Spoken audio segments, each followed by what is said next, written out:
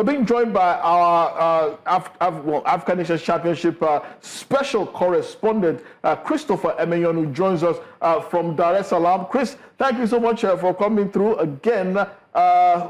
Incredible scenes tonight. Madagascar. Who would have thought that island nation would be playing their first ever African final? But they're definitely.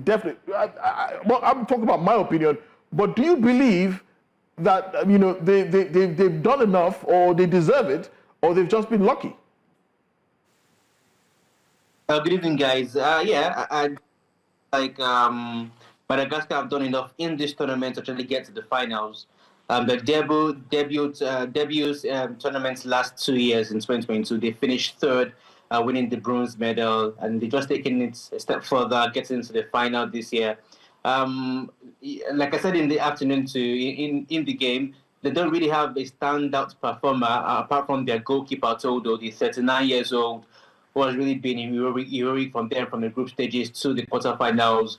In the penalty shootout against Kenya, and he's won player of the match twice for the team in the group stages. Apart from him, there's no really standout player. So you can say this achievement is more or less like a collective achievement as a team, as a collective, both from the bench and from the starting 11. They've all been working hard to ensure that they have this massive achievement in their history. I think it's a good omen for them, getting into the final and getting steady stairs in African football. But according to Wale, you will say that the Madagascar League is one of the top leagues that we have in Africa right now, because they qualified for the finals.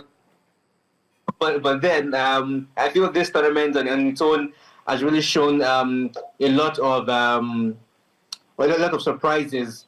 Getting into this stage, Madagascar, Sudan, getting to this stage, and it just shows that African football is growing bit by bit.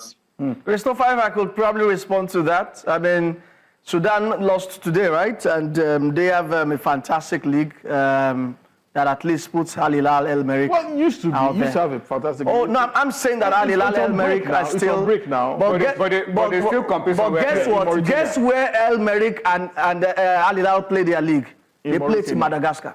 They played Mauritania, basically. But with Madagascar, what you've seen about Madagascar is also the fact that even if you don't have a thriving league, if you invest, the FIFA Forward program money that they were getting, they invested it really well. This is not a flash in the pan. Like you said, Madagascar were bronze medalists at the last chance.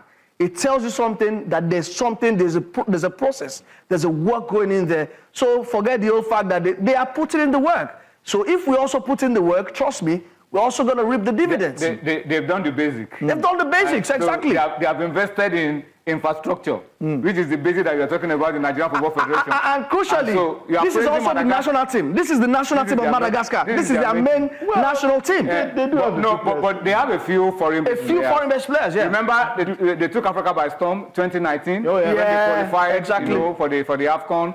I think unbeaten, and they were in our group, and they beat us 2-0 in one of those games. So this is good to see, and the investment in, as Wale said, I agree with him on that. The investment in the domestic game in Madagascar has been very good, and look at the goal. I mean, that's Senegal's goal against Morocco. But before we let you go, Chris, Morocco, everybody look at them as overwhelming favorites to win this.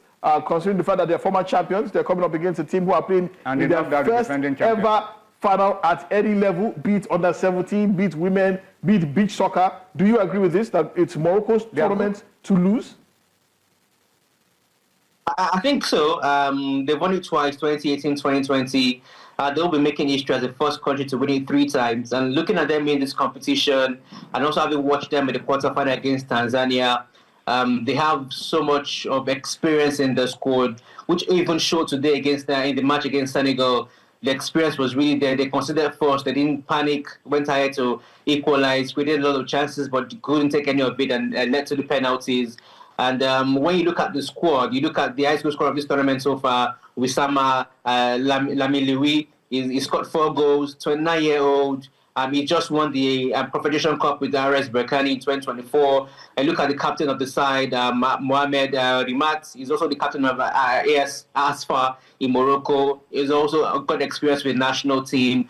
I think the experience in that squad is going to tell against Madagascar. Like I said, Madagascar do not really have a particular player or players that they can look up to in days like that, except from the goalkeeper, which is going to be a real tall order going into the finals. Morocco are the highest goal scorers in this competition. They've scored 10 goals in this competition so far.